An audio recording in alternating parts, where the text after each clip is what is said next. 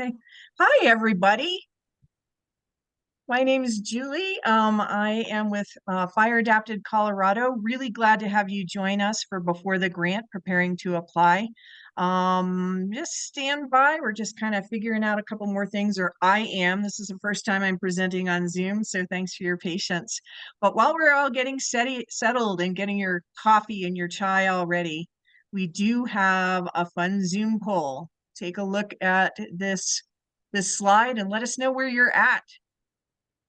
Laura's going to post the poll. Oops. Will you read that question to them? Sure. Are all your ducks in a row? Which image best represents your readiness, your organization's readiness to apply for grants? Do you identify more with A, which is panic and chaos, B, denial and avoidance, or C, organized? I'm calm and organized and confident. Let us know. So a little bit about me while you're doing that. Again, I'm Julie. I'm the Development Director for Fire Adapted Colorado. I've helped to lead fundraising and communications activities for several nonprofit organizations, including New Hampshire Audubon and the Rocky Mountain Conservancy, which they're the nonprofit partner for Rocky Mountain National Park. I'm joined today by Laura Thomas, FACO's network and training specialist, who is providing me with emotional and technical support. So thank you. Thanks, Laura. Happy to be here. How are we doing with the poll?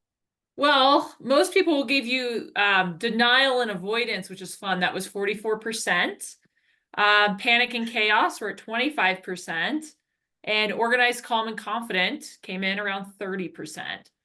So if anyone has any last contributions to our opening poll, please get those in. I'll probably leave it open for another 10 seconds. Okay, that sounds great. It's nice to know where everybody is with this. You know, grants can be daunting, especially if you're not used to them. So it does look like most folks have signed in. So let's get going here. So let's say you are in a board or staff meeting and inevitably somebody says, yeah, I'm going to need you to just get some grants. You know, sheesh, who hasn't heard that, right? Grants are not free money, as you know. They're a lot of work pre-award, during award, and post-award.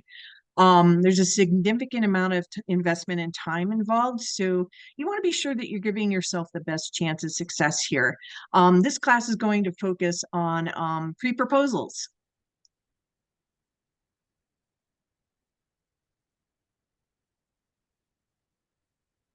If you are new to grants, this class will get you going in the right direction. So please, as we go along, drop your questions in the chat, and Laura's going to pass some of those along to me as we go. So first thing, you've got to have your paperwork in order. You will need your organization's required documents and certifications. So you're going to want to keep these filed in handy. Your EIN number, your EIN number, the employee identification number or federal tax ID number. Just a little note here, DUNS numbers. You might see some references to some of those in old requests for proposals and some of the old proposals that your organization may have done in the past. Those are obsolete. Those have been replaced by unique entity identifier registrations. And that's called a UEI, a SAM registration. So we may see DUNS listed here and there, but it is defunct. So I just want you to be aware of that.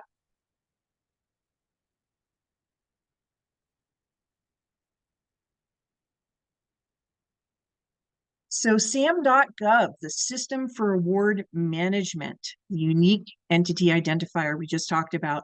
A non-federal entity must have a UEI to apply for, receive, and report on a federal award.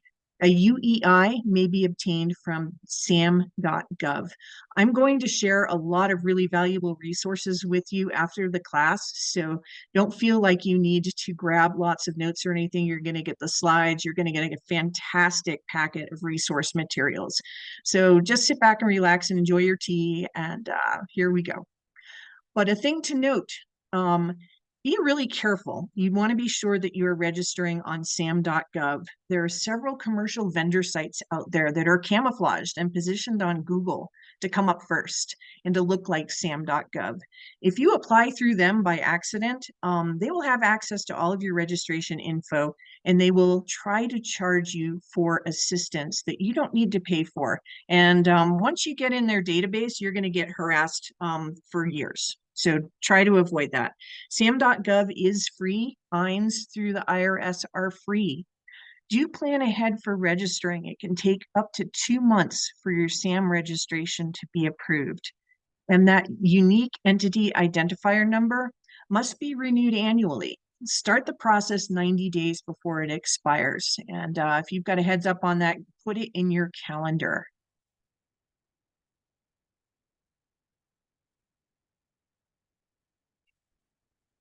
So sam.gov, it feels a little intimidating if you haven't been on there before, but it's really not so bad.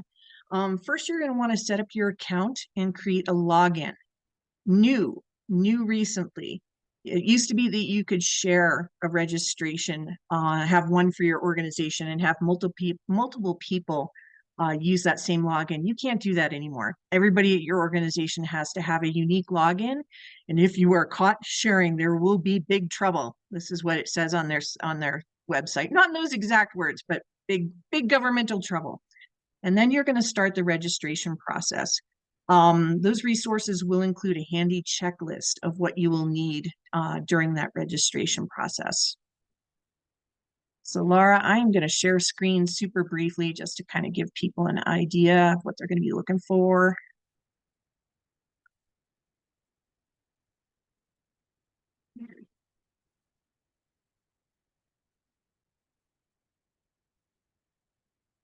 Can everybody see my screen? Yeah, okay. I just wanted you to get a glimpse of what sam.gov looks like. And yeah, you're going to want to scroll down.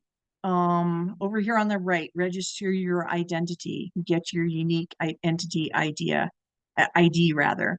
And just click get started, and we'll walk you along the way. But I do want to scroll down to the bottom here.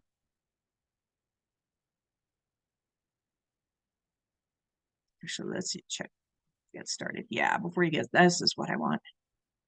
So this is a registration page, and it really does walk you through it pretty well. It's not difficult. You just want to make sure that you have everything ready for it.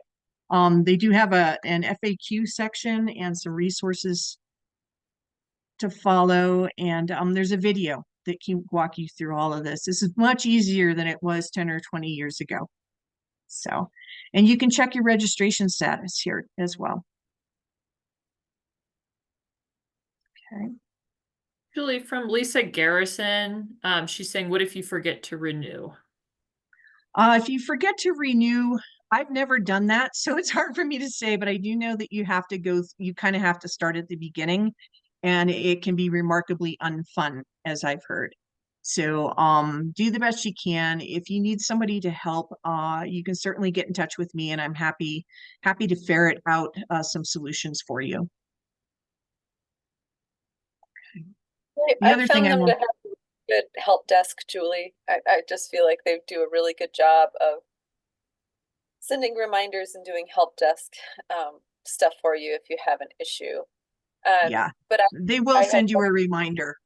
Yeah, and I did have one that actually just expired in the last couple of days because one went unused for so long that somebody like recreated one under it because I had changed emails, so that can be a challenge because it's like tends to be tied to your initial EIN, and that just kind of threw us for a loop, and so I intentionally let the one expire and maintained the new one. So it's not a huge big deal if you know, it's not like they'll never let you back in. Oh, they will let you back in, but they're going to make you work for it probably, right? A little bit, not too bad. Okay, I'm going to stop sharing, Laura.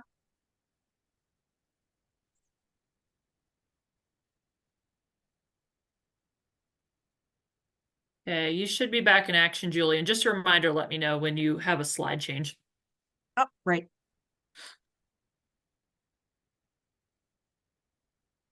Slide change. So the other things you're going to want to keep filed and handy include your Secretary of State documents. So you're going to need your business registration and you're going to need a certificate of good standing. The Secretary of State's website does do a really good job of walking you through that. Believe it or not, sam.gov is actually better than the Secretary of State's site, but it's not terrible to have to do that. You're also going to want a federal nonprofit determination letter. And for many of us on this call who are 501c3 organizations, that's what you're going to want to have. If you're a different kind of an entity, including a special district, you do not have to register like a nonprofit. The IRS will issue you a governmental information letter free of charge. However, this letter describes a government entity exemption from federal income tax and cites applicable Internal Revenue Code sections pertaining to deductible contributions and income exclusion. That's a lot of words, but essentially, yeah, they will send you a letter for that. You're going to want to have a W-9. These are all pretty much business basics. So a lot of you will have them, but some of you might not. So this is why we're going over this. You're going to want to have audited financial statements. If one is not currently available, then your most recent profit and loss statement will probably do. The request for proposal for the grant will indicate what's acceptable. And if you're unclear on that, I would check in with your funder contact. Next slide. You'll also need a lot of really core information about your organization. If you aren't certain about what some of these things are, I can certainly assist you. FACO can assist you. Becca and I can.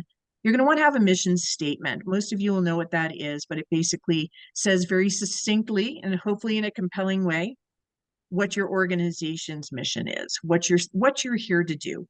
A vision statement, what you want the future to look like because of your work. That's really important. A lot of proposals, a lot of funders want to see a diversity, equity, and inclusion statement, sometimes called a DEI. It's also sometimes called a diversity, equity, inclusion, and justice statement. So definitely look into one of those. Generally, that's a document, that's a statement that will need to be approved by your board. You're going to want to have board information. It's really, really helpful to have all of these on hand and updated all the time. Names, term dates, their positions on the board and committees if applicable. Biographies with information relevant to your mission. I love to have their numbers of years working in the particular sector as well. Imagine being able to say, you know, our board has more than 200 combined years working in fire mitigation. That's pretty powerful. So make sure that you've got that and that you use it when you can. And kind of the same thing for staff information. Names, dates, positions, if applicable. Any awards, qualifications, biographies with information relevant to your mission. And again, have their number of years working in the sector too. FACO has a list of how many years we've spent working in nonprofits and nonprofit administration. And we also have a list of how many years we've put in fire mitigation and adaptation work. And those numbers are really helpful.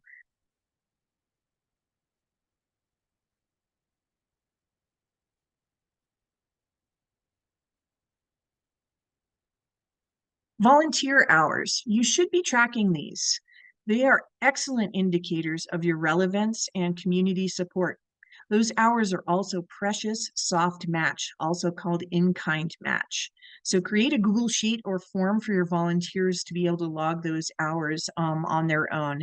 And make sure to have sign-in sheets at all of your events. Those attendee numbers are important, and some grantors will allow you to use those attendees' hours as match as well.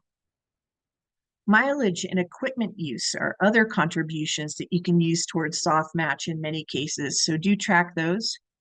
It is important to read the specifics on allowable match for each grant. FACO has some nifty sample volunteer hour trackers and equipment contribution rates that we will share in the resource documents that we send to you. Next, program descriptions. Yeah, you're going to want to have the programs that you manage to deliver, that you manage and deliver, their purpose, what kinds of problems they're solving, with brief descriptions and hopefully some recent successes. You're going to want to collect stories, anecdotes, testimonials, and again, some of that data on how many people are involved, how many people have been taught, how many people have volunteered during those times. Impact data. This is all those really sparkly nuggets of information that indicate in quantifiable terms the impact your organization and relevant programs are making. Which metrics and statistics show your effectiveness and impact and make a strong case for support? What's your organizational growth? How have your volunteer hours increased over the months and years?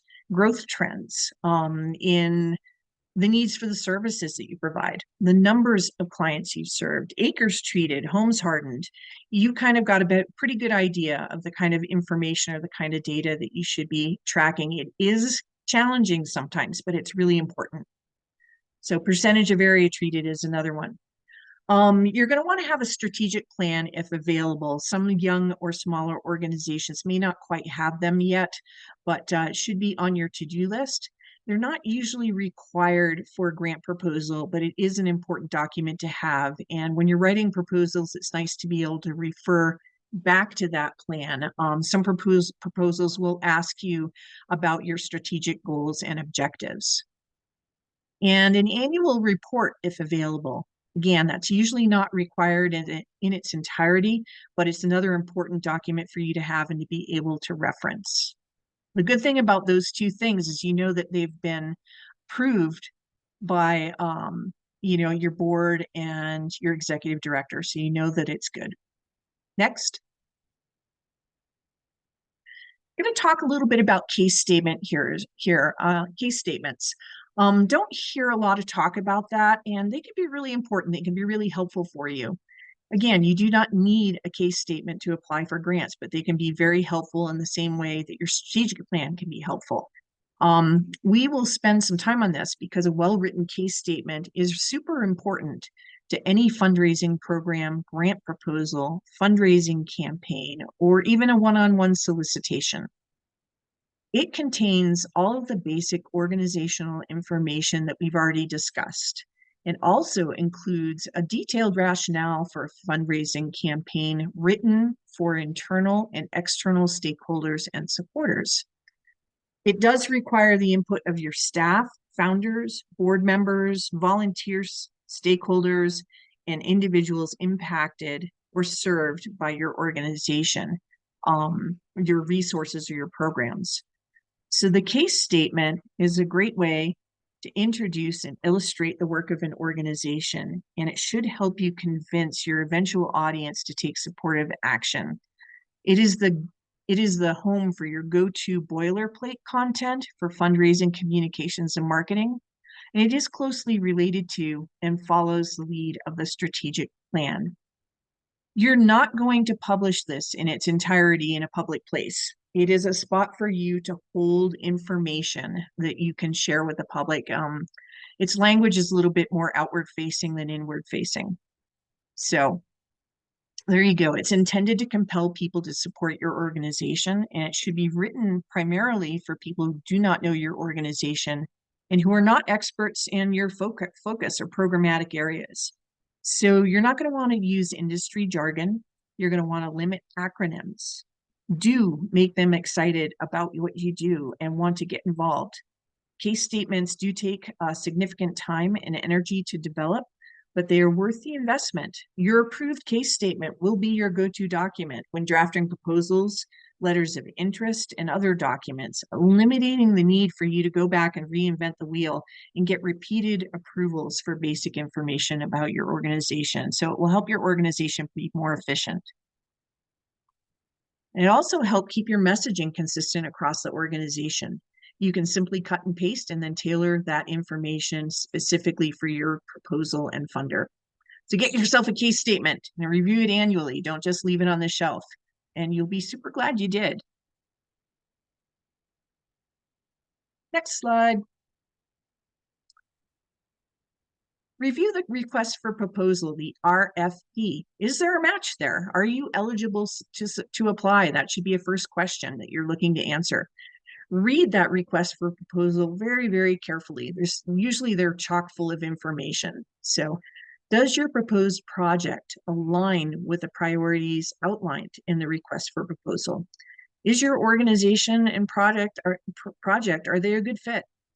Applicant eligibility does not automatically mean that your project or your need is a good match for the criteria outlined in the RFP. Strong alignment between your project and the RFP is essential. The more overlap you have between your goals and the funder's goals, the better your chances of success. Next. One thing that I do that I find helpful, and it is kind of ballpark, and that's all you need for right now, is use a simple assessment after you read through the request for proposal and what's your gut feeling about things. How much overlap is there? If it's 0 to 49%, it's really probably not going to be a great fit. I would suggest moving on and finding a different funding opportunity or funder. If you're in the 50% to 79% range, it could be a fit. Speak with the funder about your proposal in advance and get their input. If it's 80% or more, it has a potential to be an excellent fit. Do speak with the funder about your proposal in advance. A solid need, challenge, or opportunity supported with good data makes the proposal easy to write. It's not going to be super easy, but it's going to be a lot easier. So organizations that use grants to fill existing gaps or improve and expand successful programs tend to submit much stronger applications than those who are needing cash to stay afloat. Funders can sniff out an organization that's in trouble or looking for a lifeline, and that doesn't usually give you an edge up on the competition. So good pro tip here, create a decision matrix for your organization. They're all going to look a little bit different. And what will help you decide internally if this proposal is going to be a go or a no-go? Next. Another thing to consider, Becca brought this up, and it's something that we here at FACO consider all the time. Might it make sense to go after the grant with partners? Individually, you might not fit all the criteria on your own, and a proposal might not be that strong, but together you could have a really, really strong and terrific match. Sometimes coordination and pooled efforts are more competitive and increase efficiency for all parties involved. Keep in mind that you may need more lead time to develop the project and proposal together, including reviews. Next. A couple other things to assess internally. Do you and everyone involved with the application have the time and capacity to prepare the application and any supporting documents? In my experience, many organizations, especially if they're inexperienced, grossly underestimate the time and effort needed to prepare solid, quality, winning proposals. Ensure that your subject matter experts, your SMEs, your financial team, and any key partners have time to prepare and provide the required information and documentation. Start with a deadline for submission, work backwards in your calendar, and set key internal deadlines for drafts and reviews. For most federal and other challenging grants, really in-depth grant proposals, I recommend that you allot at least 2 or 3 months to define your project and need and complete the proposal. Sometimes you can just use as much time as they give you between the funding announcement and the submission deadlines. So sometimes it's less than that, but use as much time as they give you. You're gonna need it to do a good job. Again, set internal deadlines to keep everyone on track and keep to them. Schedule plenty of time for internal review and proofreading. Other things, letters of support or references from your partners, etc. You will need lead time. Additionally, I would say ideally 3 weeks or more to request letters of support. Be sure to, when you ask for a letter of support from somebody, please be sure to explain the grant opportunity and your project and what need it's going to fill, the problem it's going to solve, and why your organization is best equipped to implement that project. Help them out. Send your objectives and narrative if you have it available, even if it's not quite the final draft. You can even provide them suggested bullet points for them to address too. And don't forget that signing can take time too, even with electronic signatures. People go on vacation, they get sick, account for that. And sometimes your partner will have to submit the letter of support directly to the funder themselves, so it won't go through you. Be sure that they have the deadlines and submission details and remind them if needed. Here's another pro tip. Ask if they'd love to have a draft or outline that they can edit and finalize themselves. Go ahead and do that. It gives them a great start. It also helps you to control the language a little bit. Another pro tip, don't ask at the last minute. Nobody likes that. And it can damage your reputation. Ultimately, it can damage your reputation. As they say, lack of planning on your part does not constitute an emergency on my part. And meet those filing deadlines. Always submit your proposal at least a day or two before the deadline. All these things have happened to me. Power and internet outages occur. People get the plague. The application portal may fail. Zombies and squirrels attack. You got to account for all that stuff. And in my experience, it is vastly better to submit early and confidently and then relax, possibly with a cocktail, than to stress out right to the last moment. I cannot emphasize this enough. Next. More internal assessment. If you get the award, if you were to get the award, do you have time to complete the project and the resources to complete the project within the allotted time frame as noted in the request for proposal?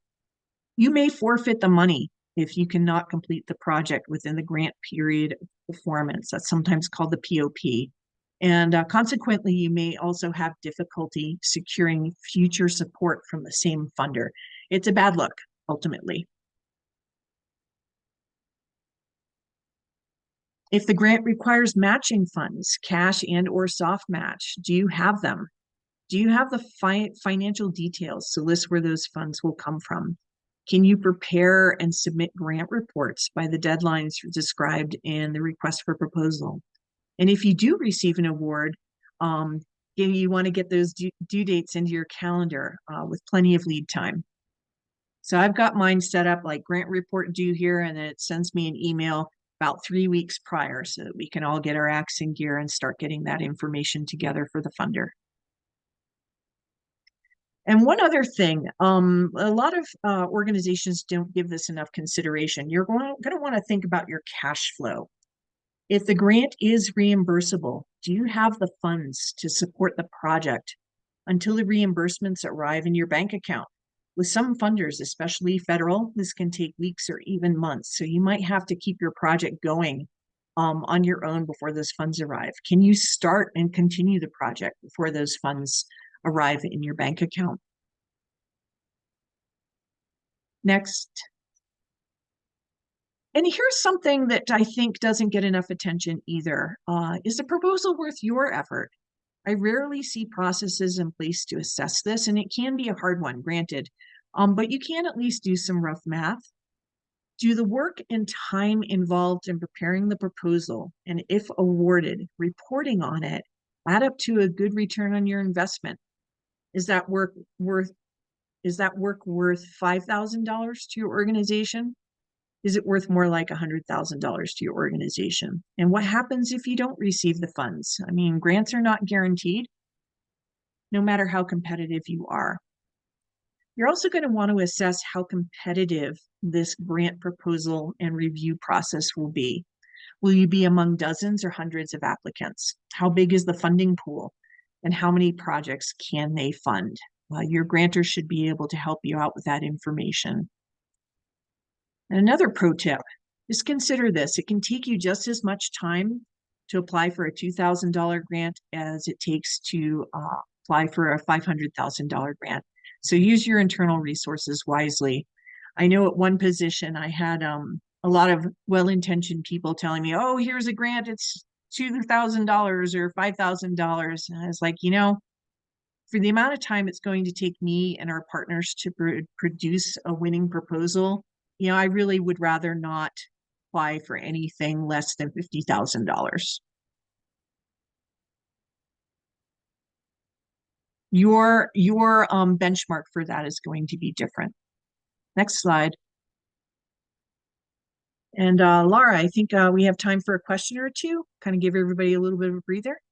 Yeah, Becca's been helping me. One question came up, just how do you find funded projects as an example? And Becca's gone ahead and said that most of the federal funding sources have their own grant program web page, and they'll list the past year's awardees on that web page. If you're not seeing that, if it's missing, when you go to the grant notice webinar or when you're corresponding with the grantors, that's a good place to add it. Yeah, Ask I for would it. agree. I would agree with all of that. Grants.gov does have a good solid list of proposals that they have awarded in the past. That one in particular, and other funders can give you access to that information too. If you have a hard time finding it, like we said, just ask. Cool, and that's all the questions I had in the chat. If anyone else wanted to throw something in, otherwise, maybe you're just so thorough that no questions have arisen. It's a lot of information to pass along in a short amount of time. So, And I'll just chime in really quickly. Because it was buried in the chat and I didn't want people to have to try and read the chat as we were going. But Lisa did have that good question about renewal, and I was just digging in a little bit more with an expired SAM account, and awesome. just be really careful that you don't accept help for $400 to do that process. I mean, I got a call earlier today on my entity expiration from, somebody who was doing that. I'm like, take me off your list. I'm using a different SAM account now. So even though the entity is expired, you can still have access with a login.gov account to be able to see that your entity is expired and start that renewal process. So you need to be able to still have that, your personal login.gov account that gets you into SAM. And then within the SAM registry, you have to have your unique entity identifier. And if your account expired before they made the change from the DUNS to the unique entity identifier, then you may have to go a step back and try to request that unique entity identifier. Great. That's super helpful. Thank you. All right. Next slide. Okay, so you've done all the preparation work. You're pretty sure it's a good fit. You've checked off most of the above, and you're like, yeah, this makes good sense for us to go after. Yep, so let's go. Create the proposal. Next. Preparing to write the proposal. First, have ample tea and coffee ready. You got this. Read the request for proposal again and any additional supporting documents that were provided by the funder. Mark it up with your own notes. Somebody has to be the expert, and it may as well be you, right? Your team is going to love you for being the authority on this and leading the way. So study the evaluation criteria if provided. Match your proposal with the criteria that's presented to make a stronger case, and communicate with the funder. Many funders encourage communication before applying. Get in touch. Tell them about the project you want to submit, and they will tell you if it's a good fit or not to their best ability. Sometimes if it is a really competitive process, they're going to kind of give you what they can, but they can kind of guide you. And they can sometimes also help you strengthen your application, especially if you have an ongoing relationship with them, if they funded you before. And you might be looking at a renewal with them, and they can help you out with that. Remember, funders are the experts on what they're looking for, so ask them. I used to be really foolishly shy about this. I'm not sure why, but I'm not shy anymore. I'm pretty straightforward about asking them questions, and most of them are really nice people. Next. Many funders provide proposal checklists, so do use them, or you can make one of your own. Understand the proposal review or evaluation criteria. That information can help you really focus and dial in a winning proposal. Does your project align with the funder's priorities? And Becca mentioned this to me to bring it up, and it's a good point. Some of those evaluation points, they're not all equally weighted. So if you're doing pretty well in the areas where, yes, this has 5% weight or 10% weight or 20% weight, but you're not so strong on something that might have 30 to 50% weight, you might want to give that some thought. A lot of funders will provide information sessions to help you get started and help you understand the process. Many will offer virtual information and Q&A sessions. Attend them. Read the RFPs first, those requests for proposal first. Prepare questions and don't be afraid to ask them. Somebody else on the call is probably going to have the same questions as you, unless they were clearly answered in the RFP and you just didn't read it yet. Yeah, be that person. It happens on every call. Like, when is this due? Yeah, so. And don't assume that they will share a recording later, at least confirm beforehand. You might not have that opportunity to review it again. Again, ask questions during these meetings. Many funders will have staff, and after the meeting, many funders have dedicated staff available who will help answer your questions by phone and email. And they're really awesome. Don't be afraid to call or email them. They want you to present your very best application. They want to see the best coming into them.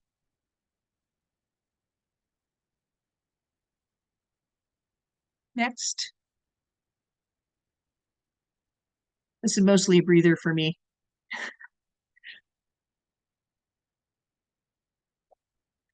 At its core, grant writing is just simply really good, persuasive, strong writing and telling a compelling story. So have some of those stories in your back pocket. Like I said, store them along in those documents I mentioned. Next slide.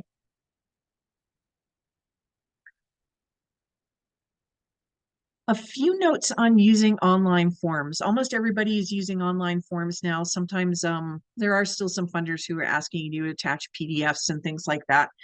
If the proposal is submitted online with narratives and fillable forms, develop your draft in Word or Google Doc first, and then copy and paste it after you've had a chance to share that information with everybody on your team and have it reviewed internally.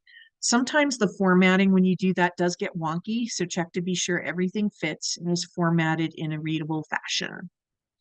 Answer the questions. This is obvious. It seems really basic, but you'd be surprised at how many proposals miss this.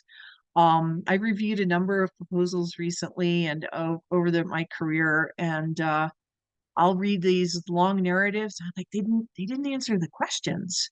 Don't give them a word salad. You know, the person that's reviewing it is going to go, yeah, they didn't answer the question. And you also want this to be a reasonably easy and thoroughly convincing read for your reviewers. Make it easy for them. Make the strongest case possible for your project. Ultimately, you are asking someone to invest their money in your organization or program. So what makes your organization the best place for that investment and with the best possible returns? Imagine you were pitching your proposal on the Dragon's Den or one of those other TV shows, and refer to that case statement. And be clear and concise. I've read a lot of proposals, where the writer thought that highfalutin language made them sound smarter. It doesn't. It's really just verbal quicksand, and it will bog everybody down reading your proposal. Don't write in such a way that the reader has to read that sentence or paragraph several times to understand what the heck you really mean. So take good looks at that. And ultimately, this is really important. Be truthful, be accurate, be factual and honest. It's really easy to exaggerate a little bit or stretch the truth a little bit as you go along. And it is bad form and it will eventually come back to haunt you. Next. Oh, gobbledygook, the dreaded gobbledygook. Yes, that is a technical term. It's for jargon and technical terms. That's what gobbledygook means. This is not the place for industry or sector jargon in most cases. If you cannot avoid using a term the average reader will not know, consider including an explanation or definition. Your grant contact can help you understand the audience for whom you are writing and their level of expertise. Do use caution with acronyms and abbreviations. Only use them if they make life easier for your readers. If you must use acronyms, and let's just admit it right here, some of the names and terms in this sector are overly long. And if you have to use them and you have the space, repeat the descriptions at the beginning of each section, if that's possible. Create a key to acronyms so the reader doesn't have to scroll back to page 3 from page 24 to know what you meant by R2D2 C3PO. So be concise in your use, be consistent rather in your use of acronyms throughout your proposal. Another pro tip, try to limit yourself to using the 3 most used acronyms in your proposal and use them all the way throughout. And then the others, you might want to include some reminders if you have to use them. And a couple other good things, bullet lists are far easier to read than lists in narrative form. Your reader will appreciate it. Next. Oh yeah, here's a fun factoid. The record of the longest single sentence is 13,955 words long. So, yep, don't be like Jonathan. Next. Yeah, let's talk a little bit about passive and active voice. I mean, this is pretty getting back to basics, but it's interesting how all this stuff does creep into everybody's writing, even people who've been doing this forever. So definitely use the active voice versus the passive voice. The passive voice is sometimes appropriate, but the active voice is usually more effective and shorter. So here we go. Passive. More flexible snack breaks are deserved by Wookiees. And active. Wookiees deserve more flexible snack breaks. It's much more direct. It changes the emphasis on the subject. Another good example. The papers will be graded according to the criteria stated in the syllabus.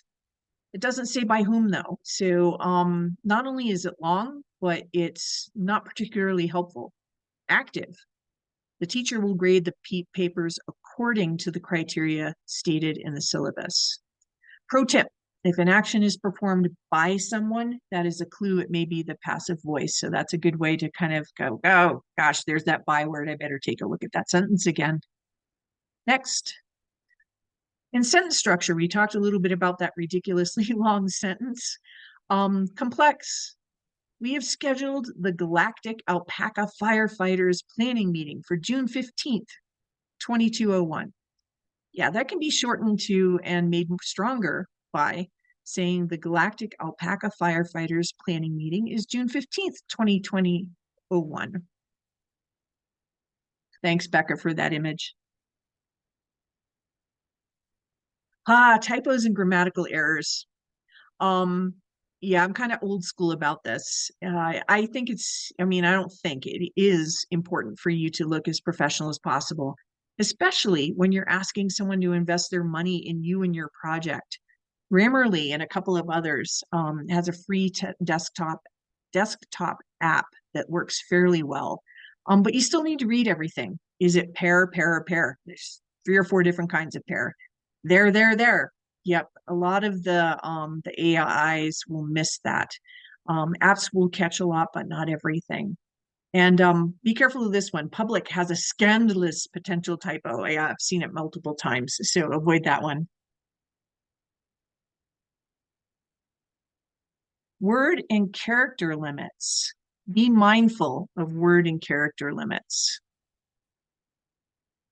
It's excruciating to craft a perfect 5,000 character narrative only to find out that you're limited to a measly 1,000 characters in the online form. Measly 1,000 characters. Funders that don't provide character limits up front but have them embedded in their application forms deserve a special weekend in a leech-infested swamp. Absolutely. So avoid also imprecise or empty calorie words. There's power in precision. You have limited space. Choose your words carefully and strategically. Clear that brush, slash, and junk food from your writing. Here's a couple to be cautious of. Amazing. This is the most overused word in the English lexicon other than the F-bomb. So we're not going to use that one either. But don't say your project or team is amazing. Say our team of industry thought leaders, something like that. Don't say you're amazing volunteers. Say our 25 volunteers cleared brush from 5 miles of roadsides in the rain. Tells a better story. Our board has 250 combined years of expertise in the field. Your project isn't amazing. It will treat 200 homes in a historically underserved community, or whatever is appropriate. Support. Say what you mean. Don't say we make sure alpacas have the support they need in space. Say something more like, we provide the essential training and equipment alpacas use while in orbit. Amplify. This one can be okay depending on the context. I find that expand our reach to 1,000 additional Klingons is heaps better. Force multiplier, connecting force. Those sound great, but they're still too general. Explain exactly what you mean. Instead of saying you're a connecting force, we provide an essential platform that fosters virtual and in-person connections between 350 organizations. And also watch for empty words and phrases, such as very, in order to, actually, therefore. Yep, they're usually not helpful or necessary. And pro tip, do mirror and repeat the language used in the request for proposal. It will make your proposal seem even more aligned because you're using the same words, terms, and phrases that the funder does. Okay, next. Okay, you've done it. You have completed a solid draft. You're going to want to review that proposal really carefully. You're going to want to go back to the fundamentals. Does it answer the funder's questions? Does it nail the evaluation criteria? When you think it's perfect, that you cannot possibly do any better, put it away, forget about it for, a couple hours overnight, go for a hike, have a nice evening out with friends and nachos, and then review it again the next day. Schedule time for this. Have the team review the proposal. Have your subject matter experts review it for accuracy. Scientific and technical accuracy and meaning can be easily lost in translation for the layperson. If you have time, I really recommend having somebody unfamiliar with your project read it. They can provide some valuable input, like, I didn't understand this. You can go back and make some adjustments there. You can also have one of us at FACO read it, and I'll tell you a little bit more on that later. And if you can, have a copy editor or proofreader review the final. Seriously do this. You can find volunteers. Catch a Fire is a good place to look for that. Or maybe somebody on your board or in your community will help. Lots of people like helping with those kinds of things. You just have to find them. Next. All right, the dreaded AI, artificial intelligence, just a few words on it. Do use caution. Artificial intelligence is only as good as the prompts created by the user. AI writing often contains those empty calorie words I told you to be careful of. Words and phrases that mean little. They're just fillers. It can help you create a draft and get you started. It can review a draft and make suggestions. Again, watch it. Sometimes they fill things in with filler words. It can help you find alternate ways to phrase something. So just give it good information. At this point, it's not going to write a really great proposal for you. Not a terrific one, not yet. We still need the human touch in our writing to connect with human beings. Your reviewers are going to be human beings. If you can hit them in the heartstrings and get them to understand the need, that's going to be where you win. And coincidentally, as a side note, Candid just released a report that indicates that while many funders cannot tell if a proposal is AI generated, many are starting to develop policies about whether they will or not accept AI generated proposals. Of course, that leaves a great big huge gray area question about where the line is on AI assisted proposal development. So do stay tuned there. Next. All right, congratulations. You've done everything. You're ready to submit. You've prepared everything to meet the funder's requirement. Your project shows solid overlap with evaluation criteria. You've triple checked all of the documents. You've revised and polished, and the proposal is perfect. The narrative is perfect. And everything has been reviewed, revised, and gone through a final proofreading process. Well done. Heck, you are pretty sure that your stingy, curmudgeonly neighbor would even support this project, and that's a tough audience.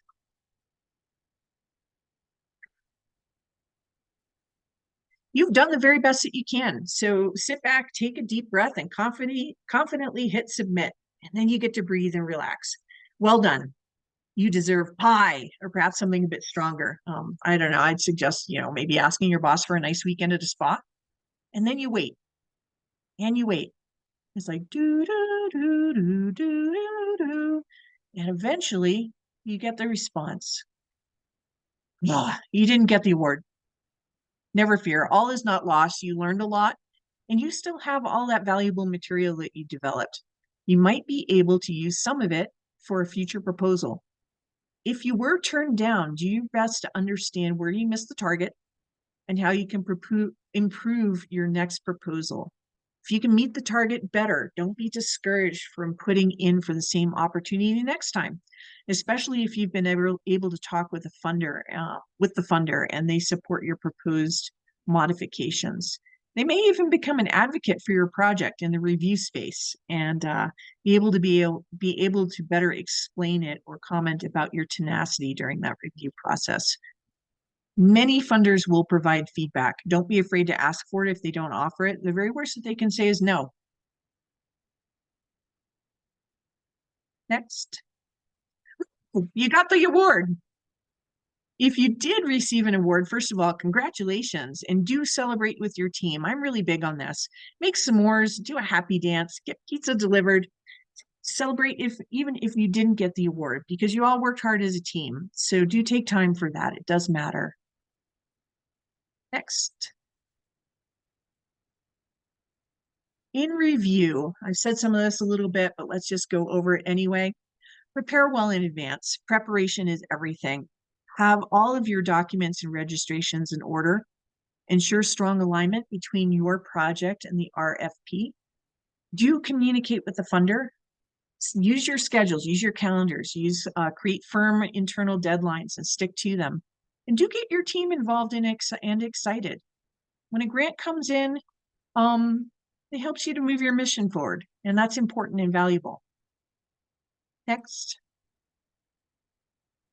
I do strongly recommend cuddly emotional support pets and excellent snacks and coffee and tea. Do review and review. Go for walks, review again, revise, proofread. We heard all this before, but don't skimp on that. And do submit well before the deadline. If you are awarded the grant, it will have all been worthwhile, right? You can do this. Grant writing is not easy. Next. Yep. But it is not impossible, and it can be learned. Remember, this is an entire profession unto itself, so go easy on yourself as you gain experience. You will get better with it at practice. I noticed that more and more, lots of staff members are getting piled on to be experts. Not only are you great at delivering programs and things like that, but now all of a sudden you have to learn to write grants. You will get better. There's plenty of help available. You're developing a new career skill. That's great resume fodder as well. So, do you feel more confident yet? Raise your hand. Laura, let me know how it looks. Oh, we got a lot of hands coming up. If they're like me, they're going to take a minute to find it because rusty. I've got about 5 people admitting confidence. 5 people. All right. That's 5 more than we had before. And I would say just double that. That's probably 10 people, but half of us can't find our raise hand. So it's coming along. Okay. All right. Next slide. It's important to note that finding the raise hand feature on Zoom is not an indicator of your grant writing abilities or how they'll turn out. We'll get to that another day. If you're still not super confident, or if you have questions along the way, never fear. Help is available. Like I said, contact those funders, work with your team, and contact us. FACO has 2 community navigators on staff, myself and Becca. I've had a lot of experience both creating, writing proposals and reviewing them, and Becca has a lot of experience specific to this sector on top of that. So chances are we'll be able to give you some good input. We're both community navigators. The Community Navigator Initiative is a partnership between the United States Forest Service and a team of national and regional nonprofits to deliver community navigator services. Navigators help community-based nonprofits access federal funding opportunities, create partnerships, and build capacity for wildfire risk mitigation and climate resilience. We can assist you, and we would be happy to assist you with your proposals, your narratives, your budgets, your reporting, all of that.